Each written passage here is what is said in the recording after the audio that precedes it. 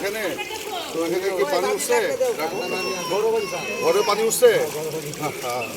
এরকম এরকম পানি তো অনেকদিন দেখেন নাই। রাখো। ও 88 বন্যা ছোট হয়েছে। আমাদের হালুয়াঘাটের মানুষ কি এরকম পানি দেখছে কখনো?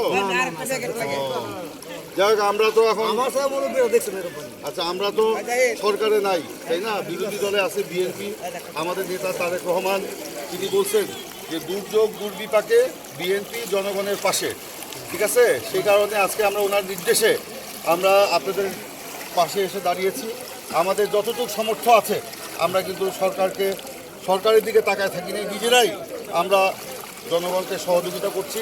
এরকম পানি ভেঙে আমরা সব জায়গায় যাচ্ছি না, সব জায়গায় যাচ্ছি। সেই হালুয়াঘাট বলেন, ধোবাউড়া বলেন, ঘোষগাঁও, গোয়াতলা, তারপর কি বলে হালুয়াঘাটের আপনার সদর, ভুবনকুড়া ইউনিয়ন, এই যে 3 নম্বর কৈচাপুর, 9 নম্বর ধারা ইউনিয়ন, 8 নম্বর আপনার নড়াইল ইউনিয়ন, 2 নম্বর যুগলি ইউনিয়ন, সব জায়গায় আমাদের বিএনপি এবং অঙ্গ সংগঠনের নেতাকর্মীরা আপনাদের পাশে দাঁড়িয়ে সহযোগিতা করার চেষ্টা করতেছে।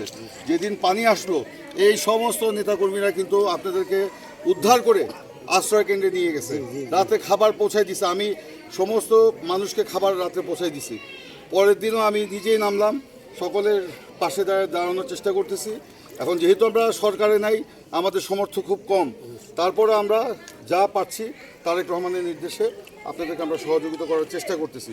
এবং একই সাথে আমরা এই সরকারের প্রতিও আহ্বান জানাচ্ছি, যারা দুর্গত মানুষ তাদেরকে ব্যাপকভাবে যেন সহযোগিতা করা হয়। যাদের ফসল নষ্ট হয়ে গেছে সেই আগামী ফসল না ওঠা পর্যন্ত যেন সহযোগিতা করা হয়।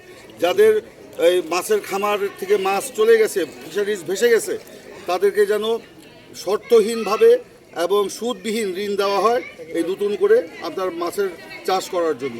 যাদের গবাদি পশু মরে গেছে তাদেরকেও যেন ঋণ দেওয়া হয় সুদমুক্ত গবাদি পশু পালন করার জন্য। এটা সরকারের কাছে আমরা দাবি জানাচ্ছি এবং আপনাদেরকে বলবো মনোবল হারাবেন না, মনে সাহস রাখবেন, আল্লাহর উপর ভরসা রাখবেন। বিএনপি সবসময় তারেক রহমান, বেগম খালেদা জিয়া আপনাদের পাশে ছিল, আছে, থাকবে। আমিও থাকবো ইনশাল্লাহ। ধানের শীষও আপনাদের পাশে থাকবে। ধন্যবাদ।